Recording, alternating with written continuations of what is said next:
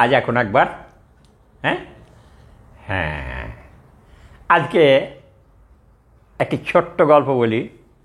গল্পটি হচ্ছে এই দুই গুরু বাবার গল্প। হ্যাঁ, দুই সাধু বাবা বা গুরু বাবা, এদের গল্প। এক গুরুদেব তার 5টি শিষ্যকে নিয়ে বৃন্দাবনের পথে বেরিয়েছে। তো তখনকার দিনে বৃন্দাবনের পথে যেতে হলে তো এখনকার মতন ব্যবস্থা ছিল না, পায়ে হেঁটে হেঁটেই যেতে হতো। তো অনেক দিন সময়ও লাগতো। এই মাঝে মধ্যে রাস্তায় কোনো গ্রামে কোনো গৃহস্থের বাড়ি বা বৈঠকখানাতে এই রাতটা কাটিয়ে আবার ভোর ভোর উঠে আবার বেরিয়ে যেত। তো এইভাবে বৃন্দাবনের পথে বেরিয়েছে। একদিন ওই কোনো এক গ্রামে তারা আশ্রয় নিয়েছে, বৈঠকখানা বাড়িতে আছে।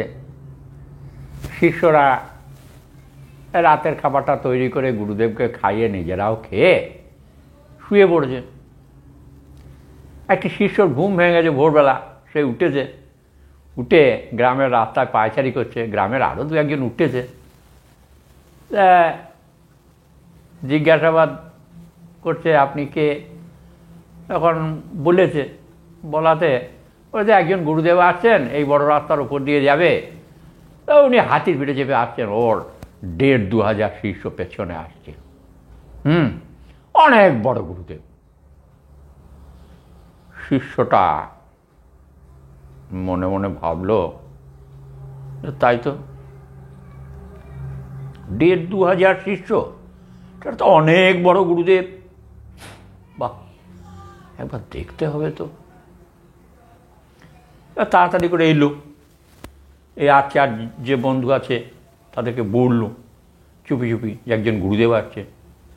তো বলে তাহলে আমাদের গুরুদেবকে বল, তা চ একবার দেখি গা।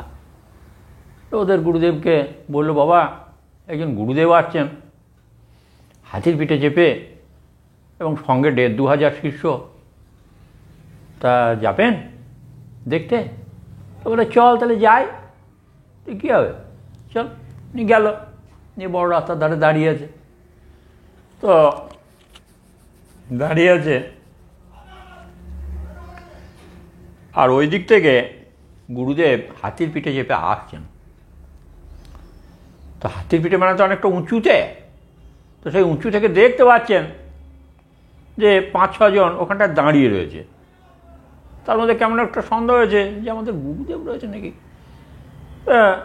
ওখান থেকে হাতির পিঠ থেকে নেমে উনি একটু জোরে হেঁটে আসছেন, আর শিষ্যদের বলল যে তোমরা একটু ধীরে এসো, আস্তে আস্তে।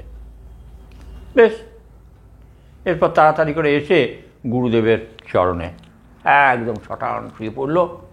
হে গুরুদেব, প্রণাম করে উঠে বলল, বাবা ভালো আছেন? হ্যাঁ রে, তুই ভালো আছিস? গুরুদেব বলল।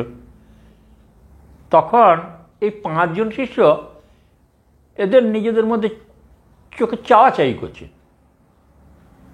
যে আমরা যা ভাবছি আবার কি হলো। গুরুদেবকে জিজ্ঞেস করলো, বাবা ইনি? তো বলে, এ আমার এই 25 বছর আগের শিষ্য রে, এ এখন আশ্রম টাশ্রম করে আছে। হ্যাঁ, তোরা তখন ছিলি না।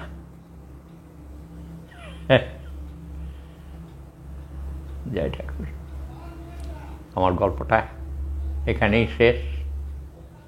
বাবা একটা কথা মনে রাখবেন, সবাই সবার তো গুরু নয়। এখন দেশে তো গড্ডালিকা প্রবাহ চলছে, তো যেদিকে ভিড় বেশি সেদিকেই সবাই গিয়ে যোগ দিয়ে দেয়। তো ভালো, খারাপ না। তবে কি হয় না, ওই অনেক শিষ্য হয়ে গেলে ওই গুরুদেবকে তার নিজের কথা বলাও সম্ভব হয় না। আর গুরুদেবের ওই এত বেশি শিষ্য হলে পরে এই কাকে কি বলবে, সেই জন্য আর কিছু বলে না।